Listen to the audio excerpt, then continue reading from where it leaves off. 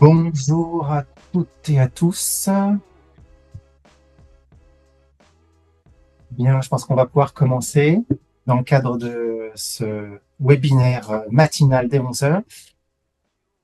On va avoir le plaisir de passer une heure avec vous, découpée en plusieurs séquences. Donc, on va tout d'abord vous proposer, tant où avec Barbara, nous allons évoquer, on va essayer d'évoquer clairement ce qu'il y a et les enjeux qui pèsent, notamment sur les représentants du personnel dans le cadre de leur prérogatives. Et puis, un temps d'échange à la fin sur les questions de fond, de forme, sur cette thématique-là. On vous propose aussi de retenir des dates sur des sessions extrêmement intéressantes avec lesquelles on est en partenariat Sésame, qui va vous proposer à partir du 8 octobre des sessions sur les enjeux, sur les conditions de travail de l'IA. Donc vous pouvez noter sur vos agendas. Donc je suis Fabrice Rosier, intervenant au sein d'un cabinet Syndex depuis de nombreuses années maintenant. Je suis plutôt sur la partie conditions de travail, que ce soit sur différentes thématiques. Donc, on aura l'occasion d'y revenir et je peux laisser la parole pour se présenter à Barbara. Bonjour à tous, Barbara Majumdar, experte à Syndex depuis moi aussi un certain nombre d'années. Et on va peut-être rentrer dans le vif du sujet, Fabrice. Tout à fait. Donc, comme on le disait, c'est un découpage millimétré pour que vous puissiez avoir le temps de vous exprimer également à travers ces séquences, donc découpées comme vous pouvez le voir, des notions à la fois fondamentales pour pouvoir parler au même niveau de connaissances, bien évidemment dans un cadre qui est le webinaire, donc on part du principe que on va pouvoir discuter sur des bases généralistes, hein, et puis ensuite l'application de ces technologies, de ces philosophies au sein du travail, puisque c'est le point qui nous intéresse, en passant évidemment par les aspects réglementaires pour comprendre quels sont les enjeux qui nous entourent. Et puis on terminera sur les impacts qui relient ces technologies au travail avec les recommandations que l'on peut formuler, et puis bien évidemment l'accompagnement qu'on peut aussi vous proposer, puisque vous n'êtes pas sans ignorer que le cabinet Cenex est un cabinet qui a créé le métier, qui est de de tout envolé pour vous proposer un accompagnement dans les différentes problématiques et domaines, et notamment l'intelligence artificielle. Voilà. Donc on peut commencer, Barbara. Très bien, donc eh ben d'abord, de quoi parle-t-on quand on parle d'intelligence artificielle? La première chose peut-être, c'est de revenir un petit peu au départ, c'est-à-dire en fait à la question de ce que c'est que l'algorithme, un algorithme, et de ce que c'est que le management algorithmique. Alors, en fait, un algorithme, très simplement, c'est une recette. C'est une succession d'étapes qui permettent d'arriver à un résultat. Typiquement, une recette de cuisine, c'est une succession d'étapes où on va avoir différentes opérations et à la fin, on a un plat qui est plus ou moins bon. En tout cas, si on a suivi la recette, on va avoir un résultat. Et si on parle de management algorithmique, en fait, ça veut dire qu'en fait, on va déléguer des fonctions managériales de gestion à des systèmes qui sont automatisés.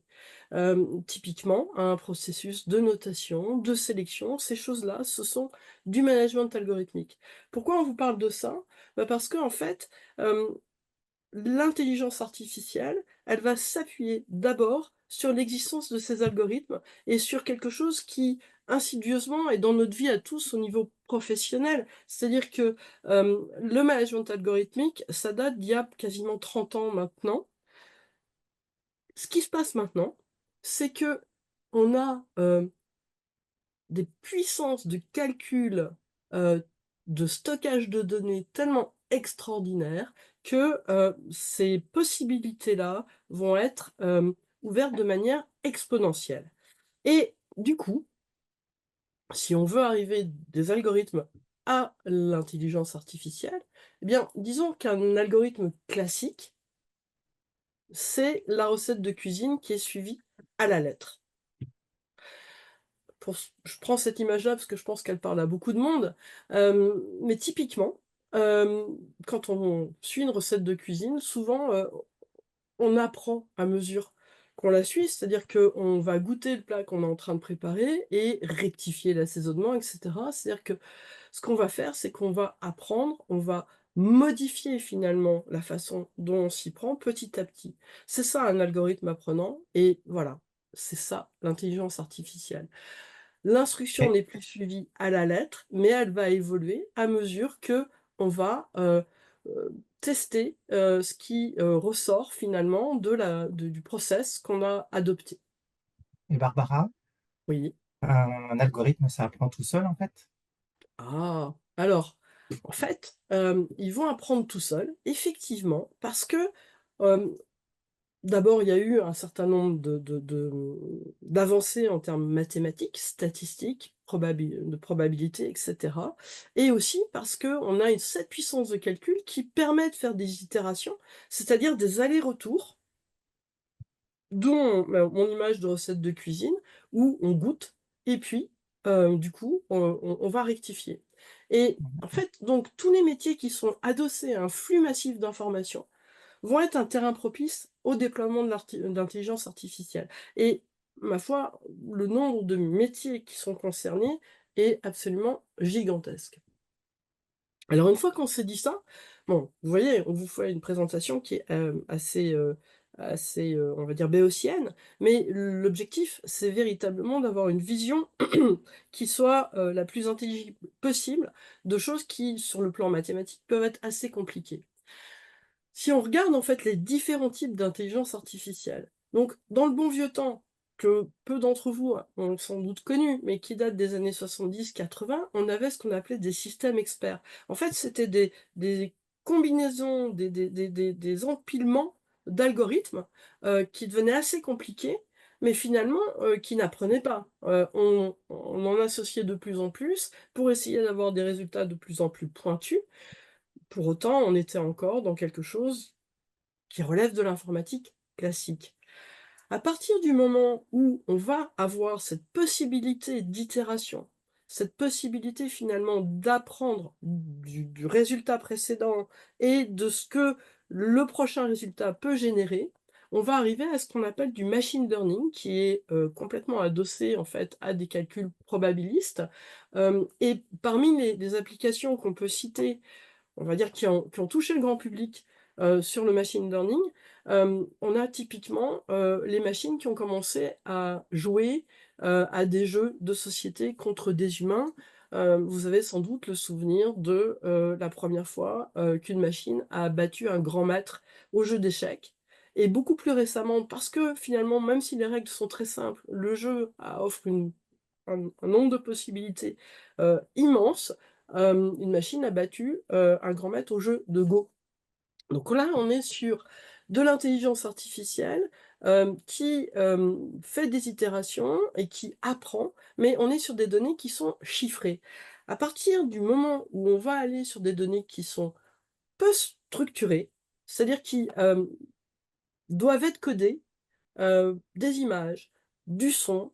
On va passer dans ce qu'on appelle du deep learning. Alors, je ne vais pas rentrer dans les détails techniques, mais en fait, à ce moment-là, en fait, on va être sur des apprentissages, qui tiennent, compte d'une architecture finalement des programmes, qui servent finalement de support à cette intelligence artificielle pour qu'elle se déploie. Des programmes qu'on appelle des programmes à base d'architecture de réseaux neuronaux qui sont organisés par couches. Donc ça devient extrêmement complexe au niveau programmation. On vous a posé sur le côté droit de l'image un certain nombre de d'IA qui existent et qui sont plus ou moins bien connus de vous. EchoWin, c'est du routage d'appels, par exemple. MetaVoice, ça permet de changer le son d'une voix, de générer du doublage.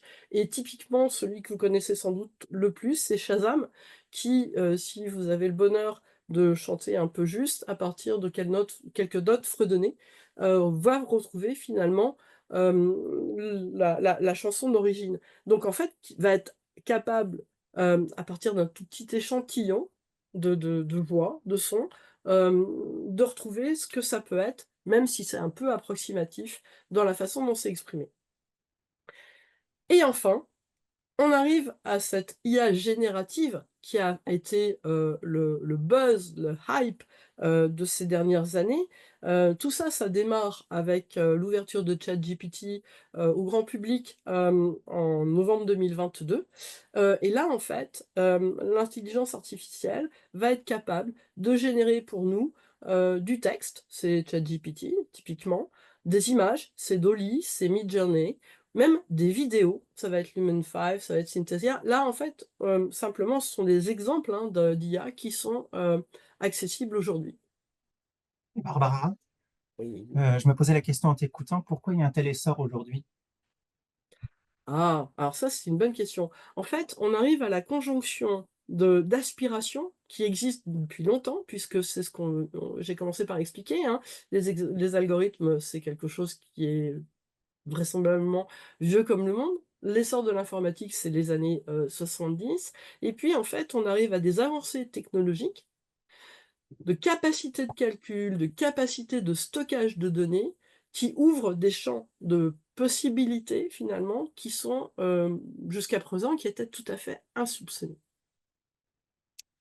D'accord, c'est donc grâce à la technologie qu'on peut faire des progrès très rapides maintenant et ça va augmenter de plus en plus dans le futur proche. D'accord. Vraisemblablement, sous réserve d'un certain nombre de limites éventuellement environnementales dont on pourra parler. Voilà. Et de comprendre quels sont les enjeux de ces applications dans le monde du travail en étant à la fois macro et puis en prenant appui sur quelques éléments plus factuels et donc de se poser la question de l'application de l'IA dans le monde du travail à travers différentes briques, différentes dimensions, différentes thématiques. On va commencer à toucher un peu du doigt numérique finalement, ce qu'il en est, à la fois dans la position de la génération, en fait, de générer de la connaissance, c'est quelque chose évidemment qui est l'un des points forts de l'intelligence artificielle. Alors, on ne revient pas sur le terme, il y a beaucoup de choses à dire sur un terme qui était traduit de l'anglais, hein, et avec des sémantiques qui peuvent être un peu nuancées en termes d'intelligence. Et finalement, on pourrait aussi se poser la question de l'artificialité de ces éléments-là.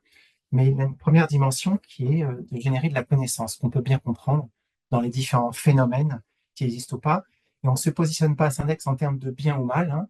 Il n'y a pas de jugement de valeur, c'est simplement de montrer en quoi les différentes dimensions peuvent contribuer de façon positive ou négative, justement, à améliorer les conditions de travail et la santé, bien évidemment. Donc, on est à la fois dans ce premier grand bloc de génération de connaissances. Vous avez un deuxième bloc qui est ce qu'on appelle faire du matching en bon français, donc faire des liens, faire des ponts, et qui permet justement, il y a quelques exemples qui sont affichés ici, de mettre en place deux éléments, deux sujets, deux objets, et de les faire corréler, de les faire joindre pour arriver à des hypothèses fortes ou des conclusions. Vous savez, dans cette même idée, également, la notion de prédiction qui est très importante, qui est en place dans beaucoup de secteurs, notamment de l'industrie, de la recherche, et donc on peut penser également à des différentes recherches, notamment toutes les études sur la voiture autonome, etc., qui ont fait pas mal de bruit à l'époque, avec des arbitrages et des décisions qui sont liés à la recherche, notamment en sociologie, sur les usages, les comportements, etc. Et puis, par rapport à ces relations de matching et ces prédictions, on va également sur la recommandation. Ça devrait, pardon, ça va faire vraiment, j'imagine, écho dans le monde de travail, à votre poste, dans vos services, dans vos directions, sur les recommandations, sur notamment tous les outils d'aide à la décision et qui permettent aussi de pouvoir aider à la décision. Donc, le dernier point, pour fournir une évaluation en fonction d'un catalogage ou d'un listing de données qui permettent d'approcher plus finement, et on voit ça dans beaucoup de monde, hein, que ce soit le monde de banques, d'assurances, qui sont les premiers secteurs dans lesquels cette intelligence artificielle a été proposée à défaut d'être mise au point, puisqu'on a vu rapidement les effets potentiels que cela pouvait induire sur la relation client et l'expérience, la fameuse expérience utilisateur, notamment à partir des canaux différents et des différentes interfaces informatiques qui posent évidemment bien d'autres questions en termes de formation et d'adaptation de comportement à ces éléments-là. toujours dans ces mêmes dimensions, une fois que la vignette va arriver, nous avons trois thématiques qui se sont mises en place pour la construction. Barbara, c'est un peu long. Ouais, voilà, merci. Et donc, on a essayé de synthétiser la dimension de l'approche de cette intelligence artificielle, et donc artificiellement créée à partir de ce qu'a dit Barbara tout à l'heure, c'est-à-dire la collecte massive de données qui permettent ensuite de conduire à des hypothèses fortes, et à partir de ces hypothèses fortes, de formuler des prédictions, et à partir de ces prédictions, de pouvoir orienter l'utilisateur, l'utilisatrice, le patient, le client, etc., dans son raisonnement et éventuellement ses tâches à accomplir. Au travail, puisque là il s'agit bien du travail, chacun et chacune a une mission qui lui est délivrée par son responsable, son directeur, l'employeur, et donc qui lui assigne des objectifs avec un soutien, des moyens plus ou moins évidents, plus ou moins présents. Et l'intelligence artificielle, on peut la voir comme un soutien qui permet, dans ces différentes dimensions, soit de remplacer l'action de l'opératrice, de l'opérateur, de l'ouvrier, de l'ouvrière, du cadre, etc. Dans certaines tâches, et bien souvent, ce sont des tâches qui ont été entendues ou assimilées à des tâches séquençables. C'est l'un des points forts aujourd'hui de la dimension de l'intelligence artificielle. Donc, beaucoup de revues et d'études qui mentionnent sur l'emploi des éléments à la fois par le passé catastrophiste et en même temps plus ou moins réalistes sur les transformations. On va y parler, on va y venir, pardon, avec Barbara. Mais il s'agit bien là d'une d'une première posture qui est le remplacement de certaines activités considérées bien souvent par l'employeur comme des tâches qui sont d'un niveau de réflexion ou d'une utilité peu pertinente au niveau de l'entreprise. Donc les exemples sont mentionnés ici à gauche, d'où le petit robot qui remplace l'humain. Et puis vous avez une deuxième dimension très conséquente aujourd'hui sur lesquelles en fait on centre la recherche, qui est l'assistance à l'humain, l'humain au travail, et donc à la fois dans l'optimisation des tâches et notamment avec tout ce qu'on peut comprendre dans la personnalisation et notamment la fameuse expérience utilisateur qui peut revêtir différentes couches, différentes options. Et là encore, on y met beaucoup de sémantiques différentes, plus ou moins feutrées, avec des éléments qui sont, que je qualifierais non pas de bons ou mauvais, mais de pertinents ou non pertinents. À l'échelle de l'individu, est-ce que pour moi, travailleur, l'assistanat qui m'est proposé va être véritablement utile à la fois dans mes représentations du travail, dans mon utilité sociale et bien évidemment dans ce que je comprends de ce qui m'est proposé. Donc on est sur plusieurs dimensions, des dimensions strictement techniques, des dimensions sociales au niveau du travail et un peu plus grandes, sociales au niveau de la société. Et donc, on va le voir aussi, il y a des liens économiques directs avec ces éléments-là. Donc on est sur ce deuxième grand point qui est l'assistanat.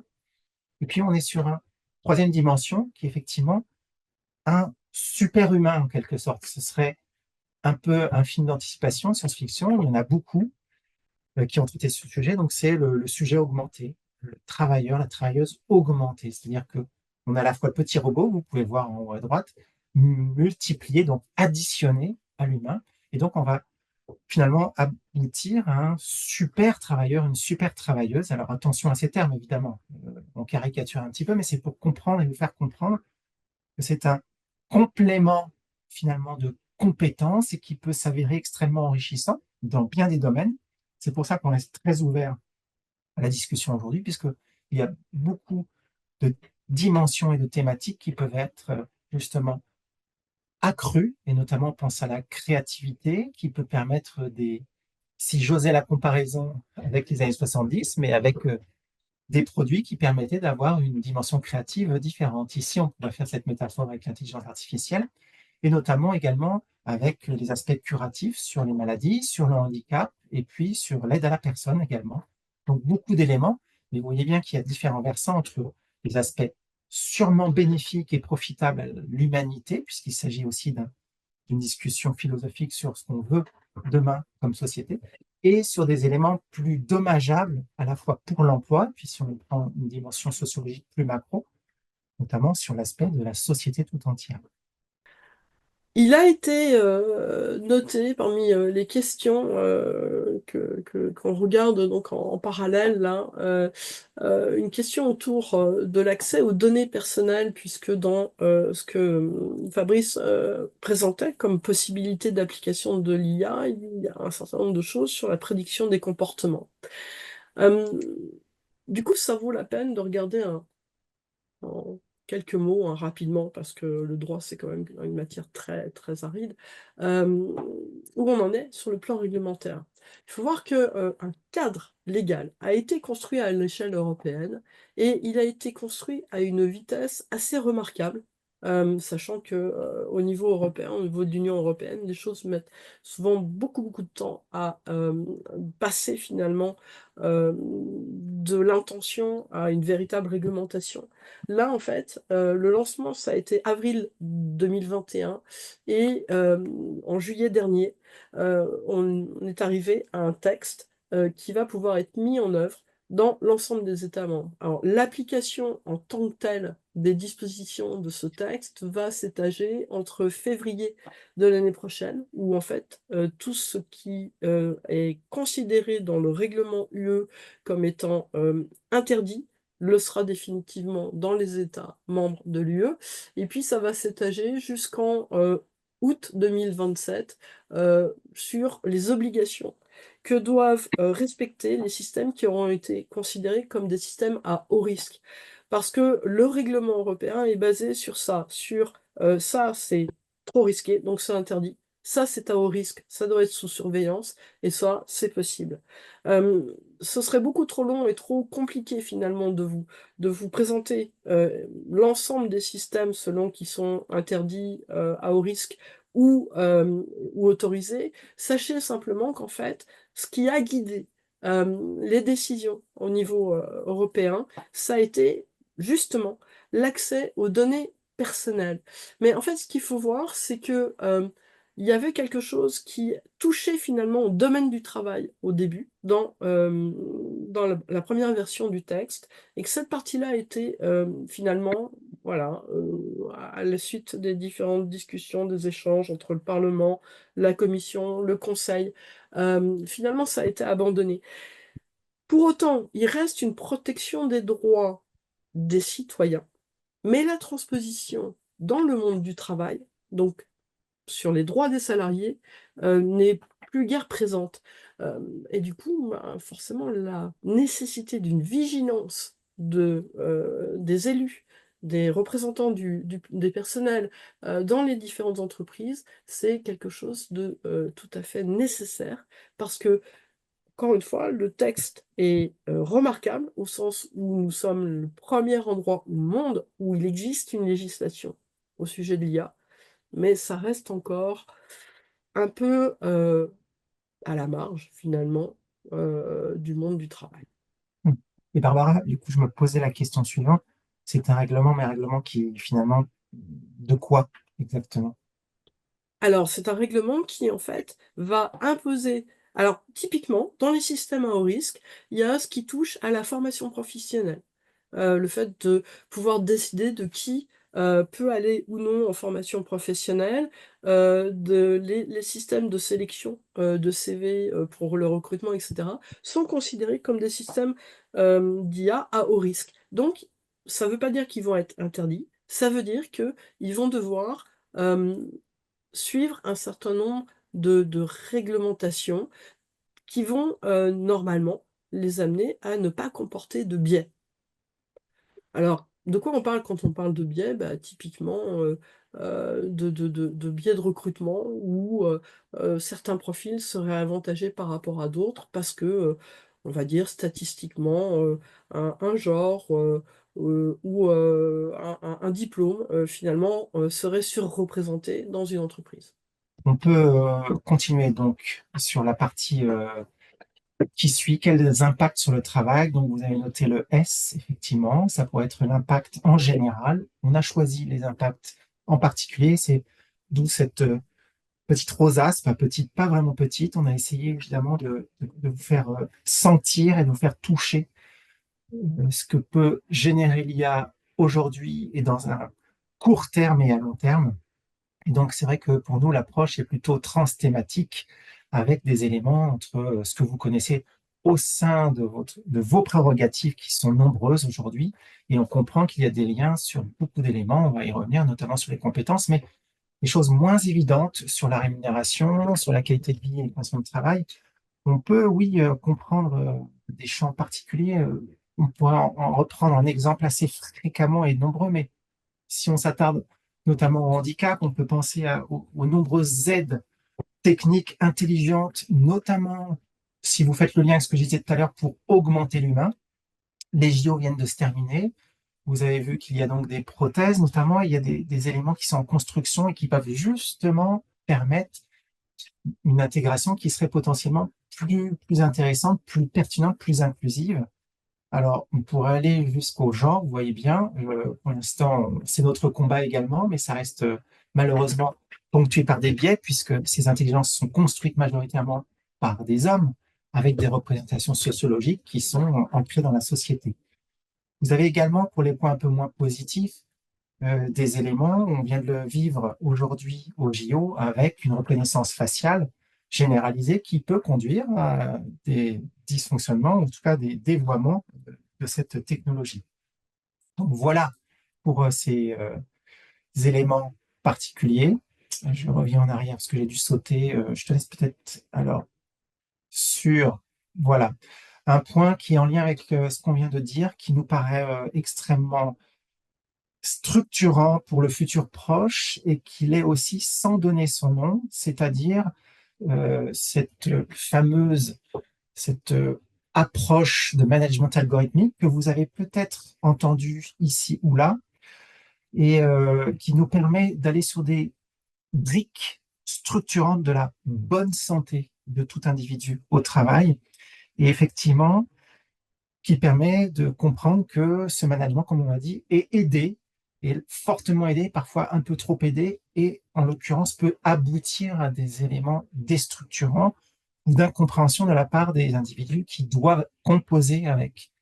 Et donc, je suis responsable d'une petite équipe et donc je dois à la fois mettre en place par les objectifs qui me sont assignés et les outils qui me sont donnés à utiliser, notamment des algorithmes, euh, des critères qui ne sont plus forcément ceux auxquels j'adhère, qui peuvent conduire à la fois une perte d'autonomie dans les décisions.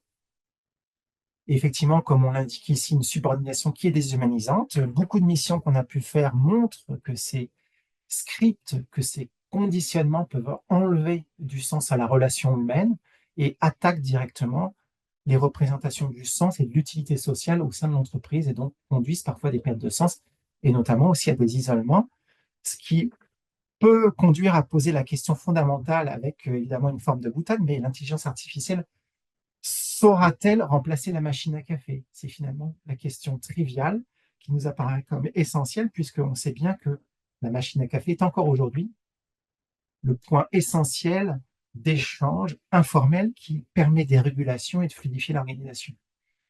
Et grâce à ces algorithmes, on est en capacité de s'interroger et on est surtout en capacité de penser le futur avec des objectifs qui sont souvent assignés, c'est-à-dire ces éléments d'intelligence artificielle vont nous conduire vers davantage de gains de productivité.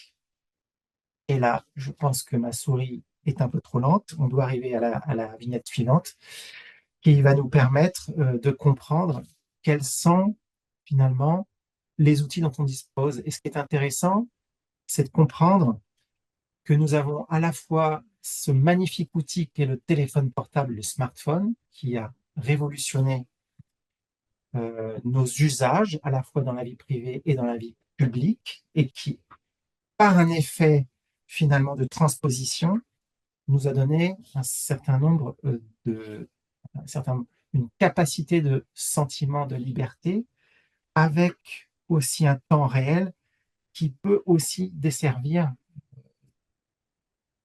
toutes les contributions auxquelles nous avons affaire. Voilà. Effectivement, à date, on a assez peu d'études qui soient à la fois, j'allais dire, bien solides, et menées sur un nombre de participants suffisamment nombreux pour avoir des résultats qu'on peut considérer comme non biaisés et fiables. Mais ce qui ressort finalement des études de terrain quand même qu'on a pu recenser, c'est que en général, l'intérêt de l'utilisation de l'IA, alors dans des domaines qui peuvent être l'assistance commerciale, je renvoie à ce que Fabrice a expliqué sur le salarié augmenté, aussi en assistance sur de la programmation, sur de la résolution de problèmes, etc. Ce qui est vu, ce qui est constaté, c'est qu'effectivement, les tâches sont réalisées de manière plus rapide, il y a beaucoup moins d'erreurs sur des tâches simples. Il y a une amélioration qui est certaine pour les gens qui sont peu expérimentés ou ceux qui viennent d'entrer sur un emploi. Et on voit aussi une amélioration, une sorte de boost de la créativité individuelle. Donc tout ça, ce sont des choses qui sont, j'allais dire, statistiquement significatives dans la façon dont les résultats vont apparaître. D'un autre côté, en fait, on voit que l'effet de l'IA générative est beaucoup moins significatif quand on a affaire à des gens qui sont déjà expérimentés sur leur métier. Et si la créativité d'un individu est améliorée, la créativité collective, c'est-à-dire la diversité finalement des résultats qui vont être proposés, quand on regarde ça à l'échelle d'un ensemble de personnes, va être moindre. Autrement dit, une personne, ça va l'aider à avoir peut-être 2 ou 3 idées en plus. Je dis ça comme je pourrais dire 10, hein. Mais par contre, au total, le nombre d'idées qui auront été émises va être finalement moins élevé que si on avait laissé, d'idées différentes, s'entend, hein, que si on avait laissé finalement les gens se débrouiller tout seuls. Et puis, sur la résolution de problèmes vraiment plus complexes, demandant finalement à utiliser différentes sources de données, différentes méthodes de résolution de problèmes, etc., on va trouver finalement un résultat qui va être neutre, voire négatif. Négatif au sens où finalement des gens, même expérimentés, vont moins bien performer dans les études dont il est fait état là, que s'ils s'étaient débrouillés par eux-mêmes, d'une certaine manière, comme si finalement ils s'étaient appuyés sur quelque chose et n'avaient plus nécessairement consacré autant de temps à y réfléchir par eux-mêmes. Finalement, ça amène à interroger, finalement, d'une part, la diversité des approches face à des problèmes complexes, l'acquisition des compétences, parce que, en fait, le problème, c'est que si ça améliore, entre guillemets, le salarié novice, est-ce que pour autant ça l'aide à apprendre et est-ce que ça va finalement lui permettre un jour d'être aussi expérimenté que ses collègues plus anciens? C'est une vraie question. Ce qui nous conduit finalement à se poser la question des transformations au travail. On a beaucoup de questions là, qui circulent sur les questions-réponses, et notamment de répondre à Thierry qui pose une question sur la consultation. Mais on voit que ça aborde différentes formes et différents blocs, et notamment cette polarisation hein, qui est importante entre différentes compétences.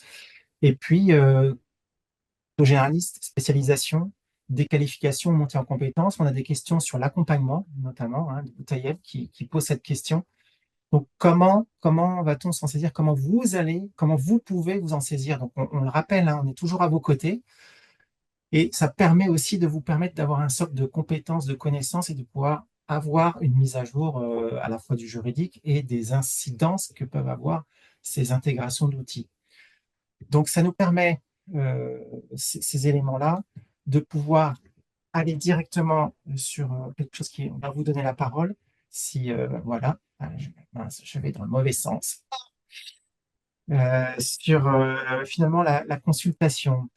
que prônent les représentants du personnel et tous les CSE, et notamment le gouvernement qui a effectué un rapport il y a quelques mois qui s'est soldé par des préconisations extrêmement fortes et intéressantes, en espérant que ça soit suivi.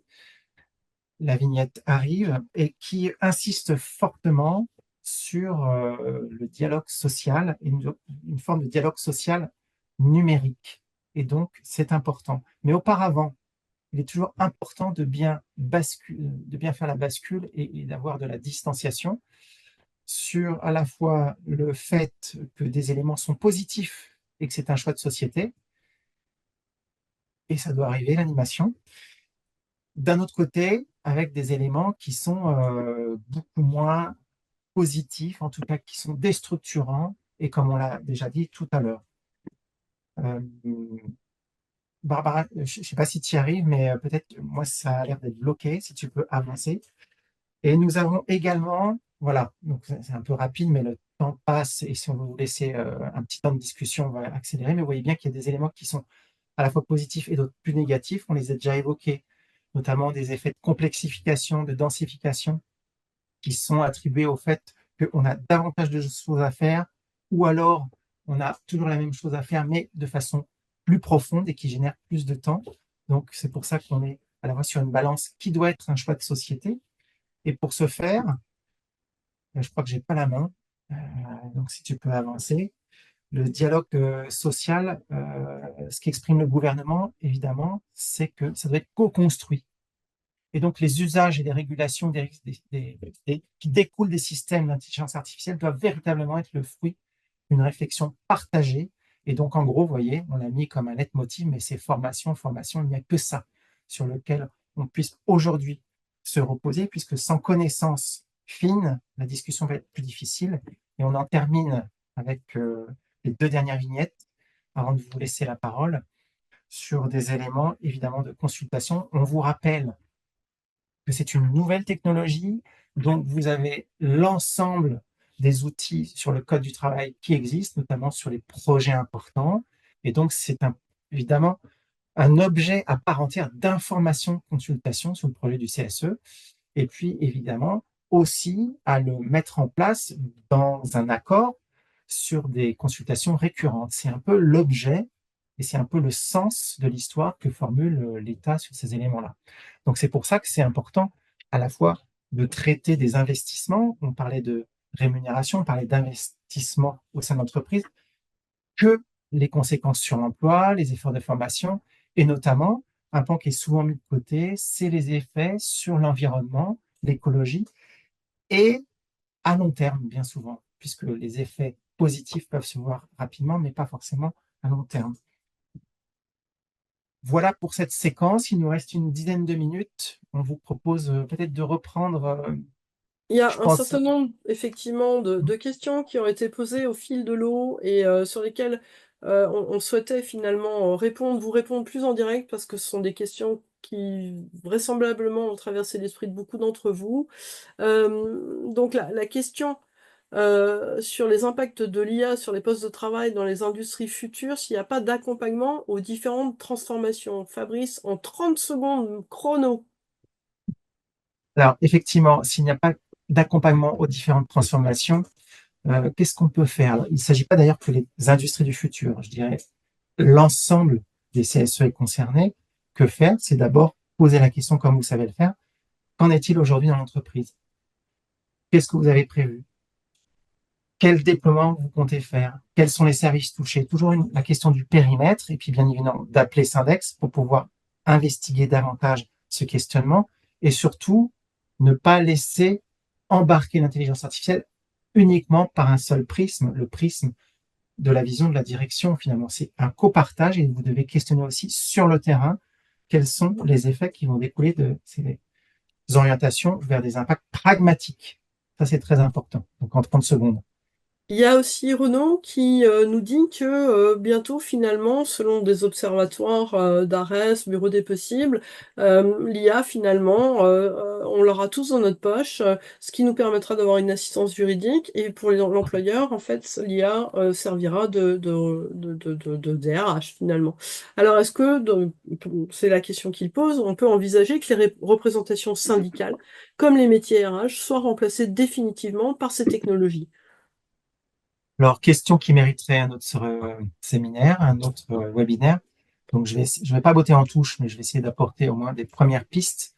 La première piste, ce serait de savoir déjà ce qui se passe au niveau RH. Effectivement, on voit des outils qui aident à la décision sur les CV, les orientations de CV, le tri, etc. Puis ensuite, y compris les entretiens sur les postures, etc. On peut faire le parallèle avec le Covid, les effets du Covid, le télétravail et comment se sont emparés ou pas les instances représentatives du personnel, les syndicats et la difficulté bien réelle à laquelle on essaye et on tente d'accompagner les CSE aujourd'hui en tant qu'organisme compétent, c'est comment effectivement pouvoir aller sur le terrain et donc comment faire pour aller sur le terrain en télétravail. Je pense que l'amalgame peut être vite fait avec l'intelligence artificielle et ce qui nous permet en même temps de vous dire qu'il va y avoir un webinaire très bientôt, je vais le dire en conclusion, justement sur l'inspection qui est un outil fondamental. Donc je fais le parallèle entre non, vous ne serez pas remplacé, puisqu'il y a une nécessité de pouvoir dialoguer. Et le dialogue, il est dans le temps présent et dans les éléments que vous rapportez, vous, de votre connaissance terrain, et vous êtes les seuls à connaître réellement le terrain. L'intelligence artificielle n'existera pas et ne saura pas aller sur les détails et la spécificité des contraintes. D'autres questions, Barbara? Thierry qui nous pose la question de savoir si l'employeur doit informer et consulter les IRP quand il met en place une IA dans l'entreprise. Très bonne question. Je rappelle que Syndex est un organisme de formation également, qui peut vous accompagner tout au long de vos prérogatives sur les différents champs qui vous sont demandés. Et à ce titre, la réponse est un grand oui, évidemment.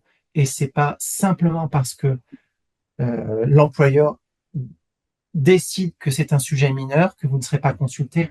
C'est votre propre perception qui va modifier évidemment le champ de la consultation. Mais dès lors qu'il y a un changement qui modifie vos futures conditions de travail, alors vous devez être consulté. Il faut surtout être vigilant, puisque comme pose comme question une autre personne, c'est quoi l'IA finalement? Est-ce qu'un simple outil informatique est de l'IA?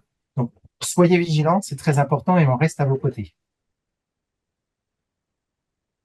Très bien, on arrive au terme de ce webinaire. Je pense que tu as quelques éléments à nous rappeler en conclusion. Oui, tout à fait. Alors, on ne pourra pas contrebalancer votre effet de frustration puisqu'en 1 heure, c'est trop court. Il y a plein d'autres questions. On a essayé de répondre à un maximum de questions sur les questions-réponses. Première chose, n'oubliez pas que nous restons actifs et à vos côtés toute l'année. J'allais dire nuit et jour. Non, on se repose aussi, mais on est présent en permanence sous le sceau de la formation, mais bien évidemment sur vos informations, consultations légales récurrentes, hein, que ce soit économique, sociale, orientation stratégique, financière, etc., et conditions de travail. Mais ce qui est important, c'est que vous avez la possibilité, d'une part, évidemment, d'avoir accès à ce webinaire à la fin de la semaine.